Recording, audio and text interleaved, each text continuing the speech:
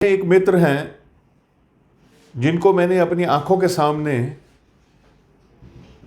फर्श से अर्श पर जाते हुए देखा हुआ है। यानी बिजनेस में आज अपनी ट्रेड में उनका एक नाम है, एक पहचान है।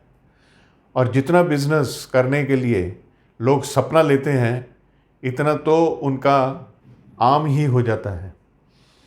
ऐसा एक और भी हैं जो कहीं बहुत छोटी सी जॉब करते थे, लेकिन आज 2-2 करोड़ रुपए की तो उनके पास गाड़ियां हैं। और मैंने उनको अपनी आंखों के सामने बढ़ते हुए देखा है। कुछ ध्यान लगाया कि इनके व्यापार में इतनी तरक्की होने के पीछे राज क्या है। देखो, मेहनत तो सभी कर रहे हैं और दिन रात एक भाग दौड़ सभी कर रहे हैं, लेकिन कुछ एक खासियत जो मैंने नोट करी वो मैं आज आपके साथ शेयर करना चाहता हूँ। नमस्कार, मैं हूँ केवल और आज आपके लिए एक बिजनेस का छोटा सा मगर बहुत इम्पॉर्टेंट सूत्र लेकर आया हूँ। उम्मीद है आपको मेरी ये वीडियो पसंद आएगी। पसंद आए तो इसे लाइक, सब्सक्राइब भी कर देना, फॉलो कर लेना, और अगर किसी के काम आ सकती है तो उसको ये शेयर भी कर देना।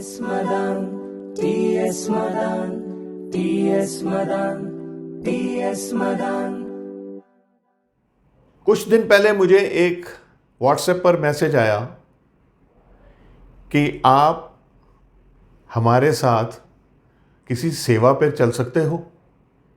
अब वो मेरा मित्र था और बहुत नामी बिजनेसमैन है, तो मैंने ये सोचा कि कुछ सीखने को ही मिलेगा, तो मैंने हामी भर दी। उनकी एक गाड़ी मुझे लेने के लिए आई। जब मैंने गाड़ी देखी तो मुझे बहुत हैरानी हुई कि उन्होंने एक बड़ी आम सी कार भेजी मेरे को लेने के लिए। मैंने उनके ड्राइवर से पूछा कि ड्राइवर साहब, ये छोटी गाड़ी क्यों भेजी उन्होंने? तो उन्होंने कहा, सर मुझे तो पता नहीं, लेकिन हर इतवार वो ये गाड़ी लेकर ही जाते हैं और ख़ुद चला कर जाते हैं। तब मैं नहीं चलाता, बस आपको लेने आया हूँ। वो तैयार हो रहे थे तो समय बचाने के लिए उन्होंने मुझे भेज दिया। खैर, मैं रास्ते में उनके साथ गया। हम किसी एक बहुत छोटी सी बस्ती में पहुँचे और जब हम वहाँ पहुँचे तो वहाँ एक विक्रम गाड़ी, यानी जैसे टाटा के एस है, उसी किस्म की गाड़ी जो सामान लोड करती है, वो वहाँ पहुँची हुई थी।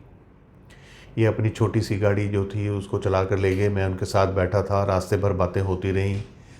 तब उन्होंने मुझे बताया कि हर इतवार वो किसी न किसी छोटी बस्ती में जाकर और जितने भी गरीब लोग हैं, जो विकलांग लोग हैं, बुज़ुर्ग लोग हैं, उनको ये कभी वॉकर और कभी व्हीलचेयर, कभी स्टिक्स और कुछ मेडिकल फैसिलिटीज़, कुछ टेप वगैरह, कुछ वो बैंडेज वगैरह, ये सब बांट कर आते हैं।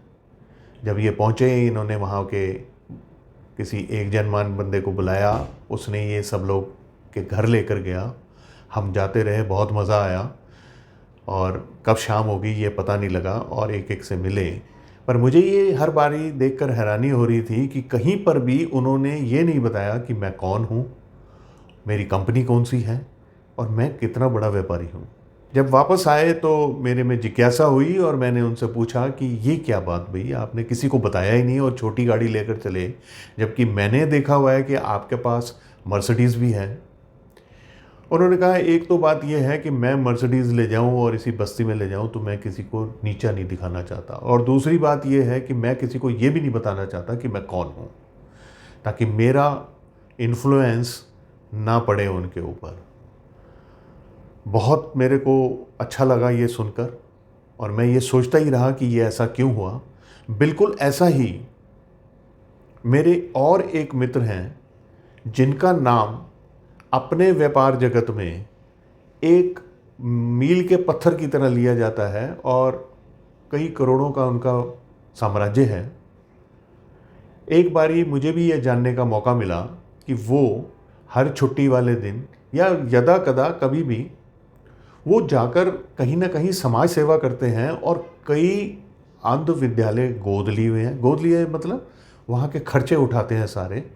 और कुछ एक ऐसे मंदिर हैं जो बन रहे थे और रुके हुए हैं बीच में, उनका काम पूरा करवाते हैं।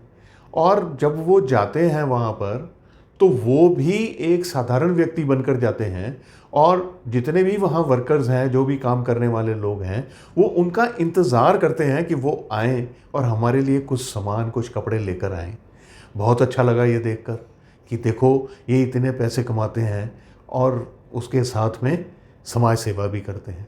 ज़्यादा लोगों के बारे में नहीं बताऊंगा, एक व्यक्ति का और बताना चाहूँगा। उनके पास किसी सरकार की संस्थाओं की एजेंसी है और वो उस एजेंसी के लिए जिन लोगों को बिज़नेस देना होता है, देखिए उनको बिज़नेस मिलता है तो इनको कमीशन मिलती है।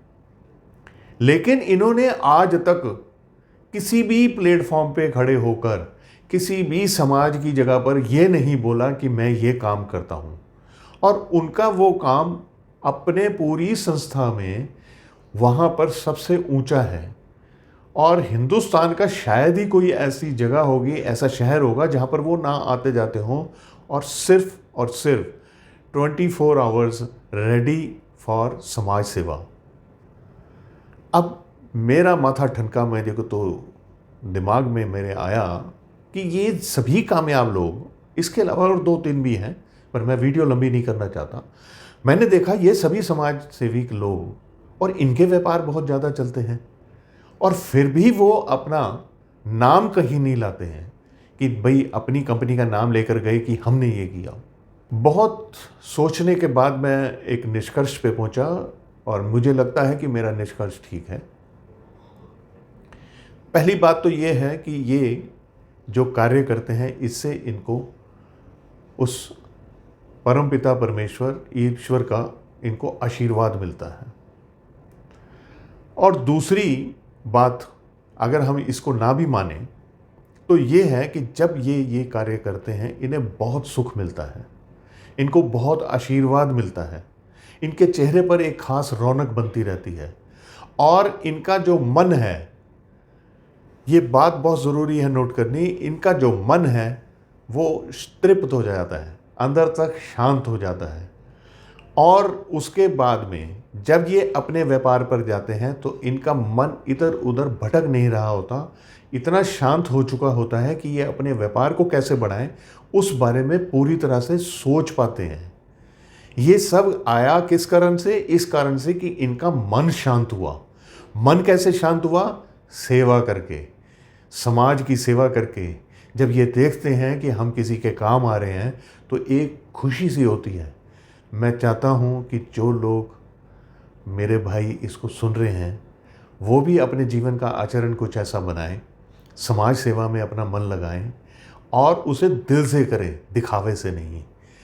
अपने आप ही आपका व्यापार बढ़ना शुरू हो जाएगा। मेरा तो इस बात पे अब दृढ़ विश्वास हो चुका है। उम्मीद करता हूँ कि आप ऐसा करने की प्रयास ज़रूर करेंगे ना? T.S. Madan, T.S. Madan, T.S. Madan, T.S. Madan.